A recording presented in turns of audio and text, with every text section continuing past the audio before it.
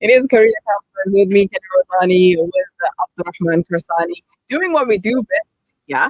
The message says, even our winter wasn't so cold. Absolutely. Winter wasn't this cold. I found it a lovely program. Welcome, Abdulrahman. I look forward to the program. I'm over 60 just to learn. I'm not looking to study or work, but just love the program. Jazakallah khair so much. Do let us know your name. So we send a shout out to you. Now, for those that are listening to the program because they wish to learn, especially with those in matric right now, the big question is, what do I study? What do I become? How do I go on about this journey? Well, Abdurrahman here, who is wealthy experience-wise. Let me just raise my eyebrow. Experience-wise, knowledge-wise in this journey. Well, alhamdulillah. Experience is the best teacher. Sometimes the worst teacher, but most especially the best teacher. Alhamdulillah. Yeah, because you're doing really great things with lots of students and also for yourself. And I'm sure you would have an advice or two on how one can choose a career or what can they look forward to in a career. Before I allow you to give us your words of wisdom, I'd like to go first. And I would like to say it's very important to assess the market demand because the past few Saturdays we've been speaking about self-assessment, knowing your hobbies, knowing what you like, knowing if you can put up with this or that. But it is also very important to do a market demand. Before you look at yourself, you have to look at what you're getting into rather than because yes, you can look at yourself, but what you're getting into. I would say they can, but at some point it's what's available. You can't just say, hey, I'm ready for the market. Look at me, my soft skills, my IQ, EQ, whatever you want is on par, but what I'm jumping into doesn't want me. So I can actually understand your point, but I'm actually the opposite. I say look at yourself first. Right. No, 100%. You have to look at yourself look first. at what is in demand because you have the ability, especially right now with the help of social media, with the help of the internet and technology, you can create an income out of something you love. 100%, yes. But at the same time, is there an ongoing demand for what you love, for what you're good at, or what you want? Is it just something that is trending for the moment and then 5-10 years later it's outdated? So do carry that research and please stop setting unrealistic goals. I think that's the main thing. Setting realistic goals, getting into something and then stopping it halfway through. Not even when it's finished, not even when it's structured and ready to go on as a business or as a goal itself. Absolutely, because when we were in matric, now I'm speaking from my personal experience, I thought that you will go to university, you'll get your degree, and you're going to walk into the job world or the work field, and there's jobs everywhere, and you're going to live your life. I'm just begging you to come join this. And I absolutely had this timeline that by 25, I would probably live my best life. 27. And I don't know whether I'm coming or going. Yeah. I don't even know what's happening. So do not set unrealistic goals. And Allah is the best of planners. Give it your best shot, but also be realistic. There will be some mishaps along the way. You might actually turn out to find that the degree you set a 3-year deadline for might take you longer than 3 years. Exactly. So take it easy, but be a bit more realistic. Is there anything you'd like to add on? Well, amongst realism and being realistic about the job market, you are going to need practical knowledge. It's not just look at statistics and look at your research. Yes, that is good. That is good. Yeah. But I think we learned from a younger age. I think we did in life orientation. I remember we had this job shadowing program that we had to run the entire year. So there were kids that didn't, and there were kids that did. But looking back on it, I genuinely feel like I should have done it more often. Like I should have done it almost every year. Going on from grade 9 to 10, 11, 12, continuously doing it. I wouldn't say that I wouldn't end up in the situation that I am now, in the degree that I have now, the career that I'm chasing right now. But at the same time, I would be so much more clued up on other careers that if someone were to come to me with a question, I'd be like, right there, I know exactly who to go to, what to say, what path you should follow, or even a key onto that path, So these internships and job shadowings, honestly, we look over them because we think, listen, I know what I want. Yeah. I've already seen, maybe my uncle does it, maybe Yeah. my auntie does it, Yeah. but really going out there into the marketplace and I'm not going to say suffering, but at some point you're going to feel the pressure, the burden of the workplace, right? So you need to take that on to know what you are going to have to take on when you do take on this job, when you do start this actual job.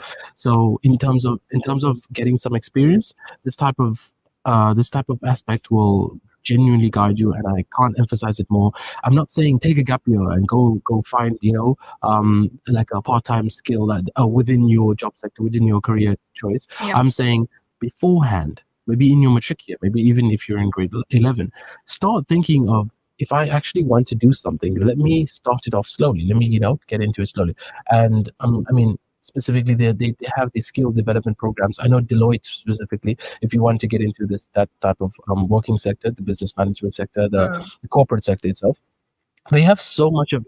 I didn't even realize it that they start off in grade, I think 9 or 10. Oh, They start wow. they have some programs for grade 10, 11, 12, going all the way up to obviously your fourth year or third year in BCom accounting, or BCom, whatever specific BCom you choose to go into. So these type of opportunities are readily available to you, and it's almost every job sector. I'm not going to say that every single job sector will have opportunities such as internships and job shadowing and learnerships and these type of opportunities. But regardless, every job sector is going to have some inclination toward youth upliftment, wanting to involve the youth, because they want succession at some. course. Of course, they want succession. And the youth are the future. Yes, exactly, and they understand it completely. It's not where they are worried about like the seniority in the government, or rather in the business, is going to be like, no, we need to hold on to our jobs, so let's not let the skilled, new students come in. They're like, no, we need to find ways to develop them, find ways to develop our new employees. I think it's very important, especially for the government, to invest in the youth with 100%. knowledge that is needed in the markets, that is in demand, with skills that are needed. But also that brings us to the question, is our curriculum in favor of us? Is it producing the type of skilled learners or skilled employees that can go out there in the world, or go out there in society and empower the country? No, that is very true. That is very true. But I think aside from curriculum, there's also the emphasis on needing on how getting into university is specifically in matric. I remember continuously our teachers battering us with, you guys are not going to last a day in campus if you can't really, do this or do that in matric. And it brought you the idea that this is this is the only step available to me. The next step available is just jumping straight into it. So while yes, the curriculum itself is, aside from that, that's a completely different story, we also need to focus on the fact that kids are being brought up from I'd say grade 7 all the way till grade 12, with the idea that the next step is, university. There's no other step. And then when we go into the curriculum side, is it, that is a genuine question. Is it really preparing the growing child for an environment like that? I wouldn't even say just academically, but also, emotionally. Is it giving them, okay, let's put it simply. University orientates you to understand how to fail. Because when you get into university and you see 55% on your exam paper, you are elated. There's a different. I'm not saying everybody should be, but if you're in campus, you know what I'm saying. You know what I'm saying. Okay, anything above 50, it's crazy. But then in school, it's a completely different environment. You're not orientated to understand. You're orientated to understand if you don't get past C, if you don't get past D, if you don't, a specific letter of the alphabet, all of a sudden you're not cut out for this specific subject, and that brings you the idea that okay, if I can't make it here, how the hell am I going to make it in campus? But meanwhile, people are getting into campus, and they don't necessarily need all these distinctions and all these high qualifications before they get into campus, and they're managing, because it's a different mindset. It's a completely different environment, and we're not considering that the curriculum, what it does academically, a foundation of academics is very apt, very apparent, and it's obvious because you see kids that I wouldn't say paid attention in school, but rather they work really hard, they push really hard, and they make it into these degrees, and they are managing, but not necessarily because of the academic pressure that they put on, rather not the pressure that the school put on themselves, but rather the pressure they put on themselves specifically. Like they chose, listen, I'm done playing around. This is matric. I'm going to put my head down and really focus and push through it. And then they gained that understanding on how to do it, and they repeated it upon year, and they managed throughout, campus life. And campus came almost as a breeze to them. So I would say the curriculum, while the curriculum isn't of a standard where we can say, yes, it's preparing my child for matric and, I mean, sorry, for campus life. And as soon as he steps out, he's ready. He's more than ready. I would say it's individual based, it's subjective, what you put into it in your final years, maybe 10, 11, 12, is what you get out of it in your campus years.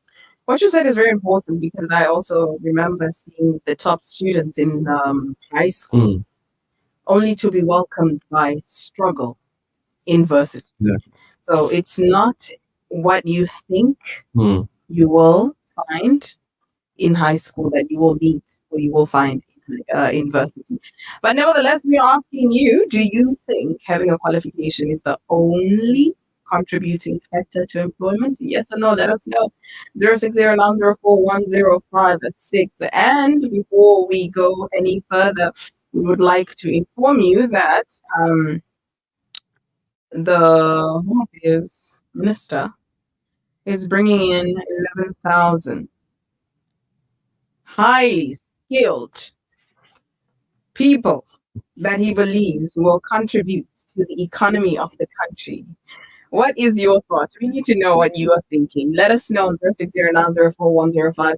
This is Career Compass with Kelly Ramazani and Abdulrahman Karasani. We will be right back. And Yasmin will tell us all about it. Yasmin, are you here with us? Assalamu alaikum wa rahmatullahi wa barakatuh. Wa alaikum salam wa rahmatullahi wa barakatuh. And we tried to get hold of you earlier and apologize about that technical issue, but it's good that we have you now. Did I tell you you're one of my favorite people? You did last week, but I don't mind listening to it again. Well, mashallah, I really admire the work that you're doing and ask Allah subhanahu wa ta'ala to take you from strength to strength as well as the entire organization. Now tell us about the South African Dawah Network.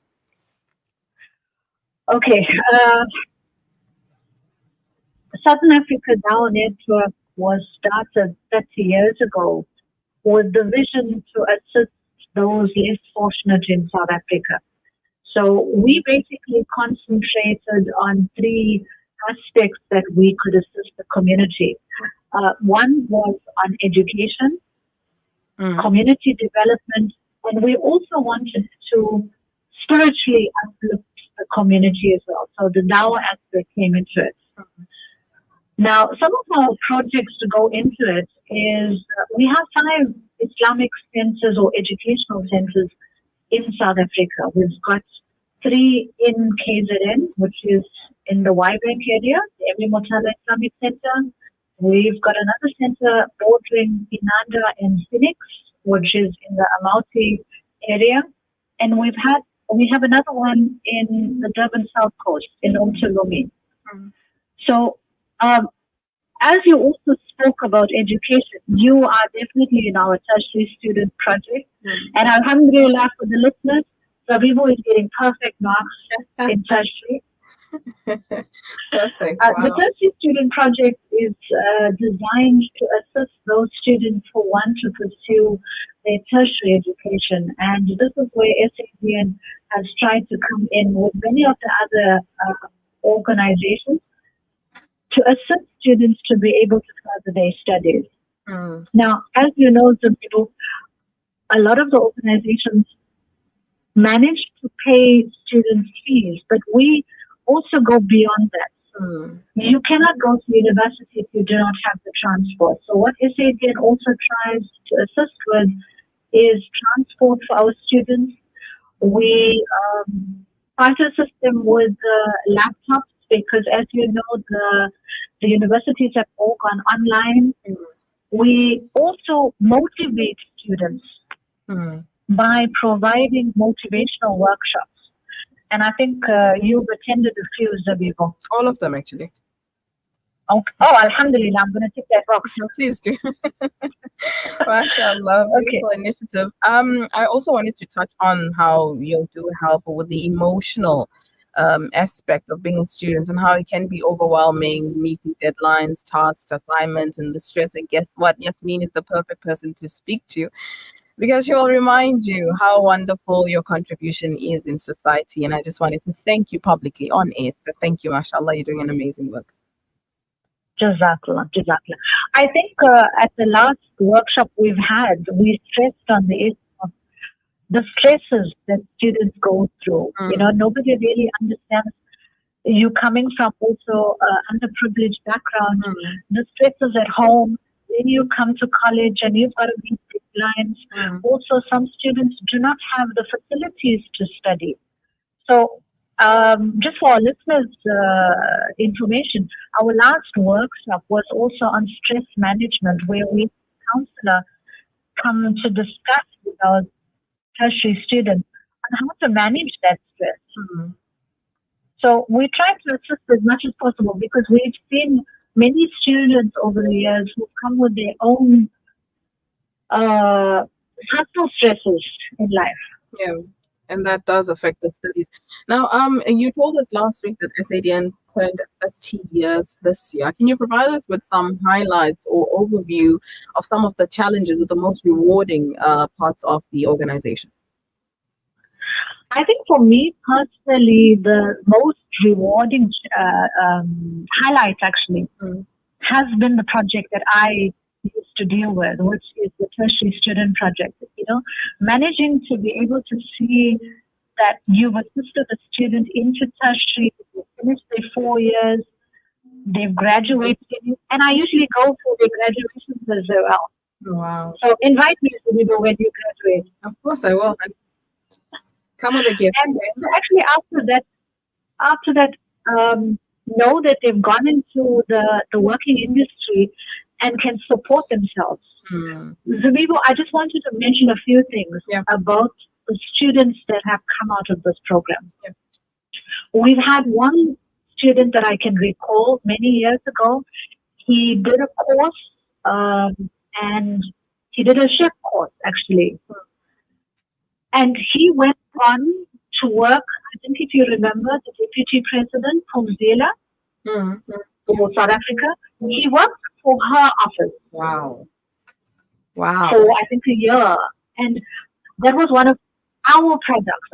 And alhamdulillah, at the moment, he's now currently working in a very top position in one of the, can I call it, plaza office? So there've been many students like that. And that has been the highlight for me. But there's so many other highlights. We've touched people's hearts. We've managed to build homes. We've managed to provide boreholes in schools where there wasn't any water for students to even use the toilets. So SADN has touched many people's lives. Now, for somebody listening right now and would love to contribute or maybe be a part of this beautiful initiative in uplifting the lives of students in all the ways possible, how can they do this and where can they find it? Okay, our head office is located in the Durban CBD. We are in Queen Street, International Plaza. You can find us there. You can visit our website on www.sadn.co.za, or you can call me personally on the telephone number 31 304 8000. All right. Sister Yasmin, it has been an absolute pleasure speaking to you on air. Inshallah, hopefully we'll keep in touch and do more. Inshallah. Shukran. Thank you for giving us the opportunity to just share a little bit about our organization. Now the world definitely needs to know what you are doing. Remarkable work. And we thank you. We ask Allah subhanahu wa ta'ala to grow the organization to a wonderful, much bigger opportunity that caters to many, many other students. Inshallah. And that is Yasmin Mohammed, who is the manager of the South African Dawah Network, talking to us about the amazing work that they are doing. You know how being a student is, right, Abdulrahman? You know. It is a bit too much. What we go through, the struggles, the deadlines, and having to have an organization or knowing that there is a non-profit organization out there that cares for students, that values their mental health, their emotional well-being, their spiritual well-being is just phenomenal. So we thank the South African Dawah Network as many as all. Oh God, okay, breathe, Kelly. Thank you. As well as other organizations that are doing remarkable work. This is why we have this show, okay? This is why we have this show, to inform you that there is opportunity, there is hope, there are people out there that are more than willing to assist. Your messages on 0609041056. This one says, I'm Rashida. Hi, Rashida, shout out to you. If bringing these guys improves our service delivery and water and sanitation services and other issues and wipes out corruption, then I am for it. Okay, Rashida. That's interesting. Okay, Rashida. You have started a debate that you did not know. We are talking about 11,000 people coming into South Africa. First of all, from where? I'm really curious. I want to know. Foreigners, apparently. Yeah, but It's where are they importing. coming from? Importing from where? I think it's multiple different. I don't think it's a specific place. I think it's Okay. Okay. I guess Well, it's a call for like a draft of intern. I would say foreigners, but they're just anybody that is qualified enough to stand in the job. all right. My second question is, don't we have skilled people here in South Africa? No, so I think the entire initiative is a balance of wanting economic stability, but on the other side, it's always going to be a double-edged sword. You're going to find where the government does something, but there's always going to be someone who has to take the brunt of it, has to make a sacrifice. And I wouldn't say it's an easy sacrifice. This is not just a sacrifice. This is literally, disbanding and abandoning. I would say not more than 11,000 on the balance. On the other hand, we're losing out on so much of local employment, local students that are qualified enough to do this job and are ready and, hoping, begging, and wanting to do work and ready to, take on the marketplace. But the future is in the hands of people that want to fixate themselves on, how can we worry about today but forget tomorrow?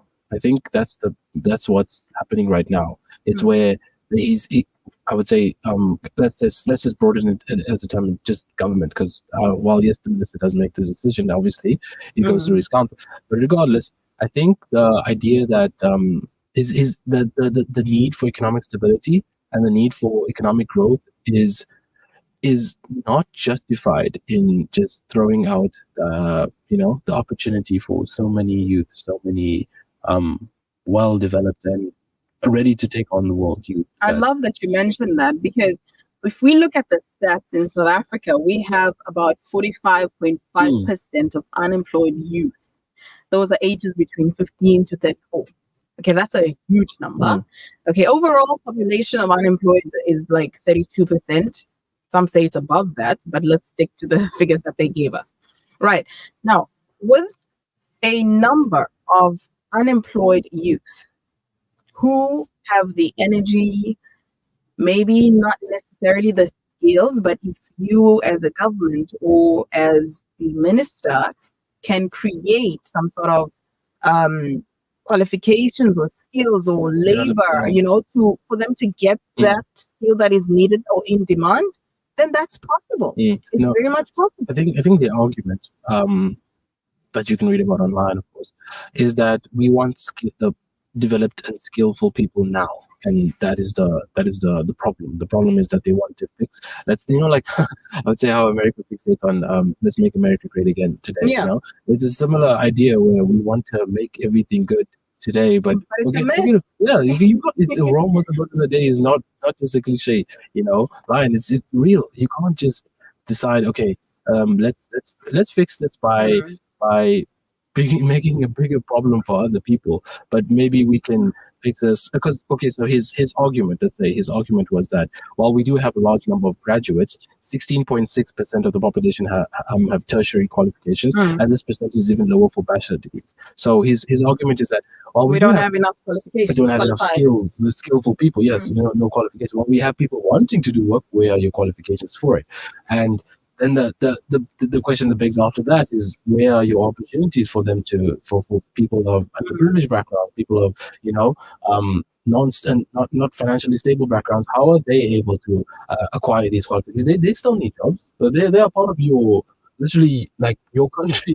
So where is the idea that other we want skillful people now, and therefore these people, our own people, our own family, our own um yeah, we put them aside and we care about the economy. It's almost like a robotic approach to it, very secular, very I can't say unfair because they're going to balance out the pros and cons, but it seems so un just unfair in general. I don't see it. I don't see it as fair. Apart from unfair, I just think that there's a lot that is being cooked here that we don't know about. No, 100%. Time will definitely unfold all that has not been brought to light at the moment, because it's very questionable. It's very questionable, this means, this decision. But nevertheless, we're all in for growth. We all want to see the country prosper. We want to see South Africa great again, whatever. But absolutely. But also, we wanted to speak about the importance of networking. And Abdulrahman, I know you have background in humanitarian. You're actually doing that at the moment, right? Yes, ma'am. With Islamic Relief. Yeah. And through your participation or contribution in humanitarian work, I'm sure you've met a lot of people. Quite a lot. Actually, recently, yes, quite a lot. So, how important is networking? If you have to advise somebody, honestly, I can't say there's anything better than it, because even while in that job, you still need to network. So the networking starts from the get-go. It starts from when you decide, okay, I'm ready to do something, and it even carries on after retirement. You're still going to network. You are going to be the person that they are going to network with. You are going to be the person to liaise on. He knows the job. He knows. So after, before, within, whenever, you are going to be networking. So recently, I was involved in this. I'm still involved right now because this camp is currently going on. They have like a youth development type of camp, a team building type of camp for our volunteers in Islamic Relief. So alhamdulillah, they have this initiative where they bring them all together, let them build the relationships. And I realized while talking to almost every single one of them, and still getting to know some of them, but majority of them have so many different ideas on what to do. So you'd expect, right? You meet a guy right after matric, and the thing you expect, the question you're asking is, what are you studying? You should actually be asking him, what are you doing right now? Like, what is your plan? Rather than asking, what are you studying? Because then he's like, oh, I'm supposed to be studying. Because I realized I stopped myself after the first guy. I remember asking the first guy, are you studying? Oh, well, what are you studying? And he's like, no, actually, I'm thinking of entrepreneurship. And my arm like, oh, I forgot that's an opportunity, because we forget jumping straight from matric into, campus life. We forget there's so many, other venues and other like ventures that you could be taking on that we just completely forget to even ask youth the question or network with the question, are there other opportunities? So I can't tell you how important it is, because I can't emphasize how much more important it is, because honestly, it's how you get in, it's how you get out, it's how you lost within it. It's how you even stay in. Exactly. That's the main thing. Because to be honest, like jumping from job to job and jumping from company to company, organization to organization, honestly teaches you that I don't think I'd get you without the people around me, keeping me in tune with other opportunities. Because literally within an organization, within a job that you're currently doing, people tend to notice other skills that you may have in other aspects, and they encourage it. They don't say, stay here for the rest of your life, please, we need you. It's more like, if you want to grow, there are going to be other places for you to grow. So let's put it back into a matriculant's perspective. Right now is honestly the time you need to get going with this. There's no time like the present. You need to move with it. It's so easy. That's the point. I'm not saying that we can't be saying network right now and imagine it was like the most difficult task ever. Like you'd have to really push. It isn't. It's talking to a relative. It's talking to a friend. It's literally just I was just about to ask you that, because somebody might be hearing this and thinking, okay, networking is important. I know I need to do that. Yeah. But where do I begin? How do some people are thinking like, oh, you have to start talking to some CEO, or like some person on top. The thing is, it starts at the bottom, because I remember. Okay, let me say the first person I think in my perspective, perhaps I've networked before, but the time I realized, okay, this is me networking, is talking to a student a year above you. talking to a campus student in second year while you were in first year, talking to a campus student in first year while you were still thinking of getting into the degree. So within campus, you'll notice it quite often. Asking students that are above you, or in grade, asking them, how did you think about this this subject? How do you think about this module? Did you get into this? Did you like this? What are your plans after? Even asking students that are already on the career path, the journey, and you're asking them, what are the aspects of it? Like, do you really enjoy it? Do you think I'd enjoy it? Do you think I'd bring anything to the marketplace? So that's when networking begins, while on the job, before it, during it, after it, whenever. So I can't emphasize how important it is, honestly. The example you gave out just brought memories. There was this incident when I was in high school and I was speaking to this tertiary student, and I mentioned a few things about the debates that we were having in high school. I had no idea that I was building a foundation, was planting a seed. I was just conversing, And this guy kind of took something from that conversation we had, that he referred me to his lecturer. And unfortunately, I didn't go into that university, but the lecturer actually communicated with me and said, if you had to come into this university, there's 1, 2, 3, 4, 5, 6 opportunities available. And I was mind blown. I didn't even know that was networking, by the way. I just thought I'm having a conversation with anybody and everybody. It's the easiest thing as a call or WhatsApp message, even just a small inquiry. I would say people in the job right now are so ready to help out that we don't notice it, because we think, everyone's finding on themselves and worrying about their job security, who they are in the workplace, that they aren't ready to step out of their way and help someone out and just give advice. That's the thing. Networking is just advice. It's not, I got a job for you.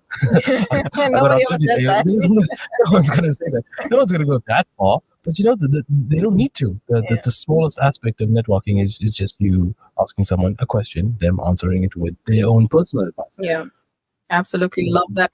And that is where we shall leave you. We'll do it again on next week, Saturday, 9 a.m. to 10 a.m. So if you're in Matric, take it easy. Okay. Like Abdulrahman said, there are other ventures that you can go into apart from just jumping straight into varsity. You can try and see the world.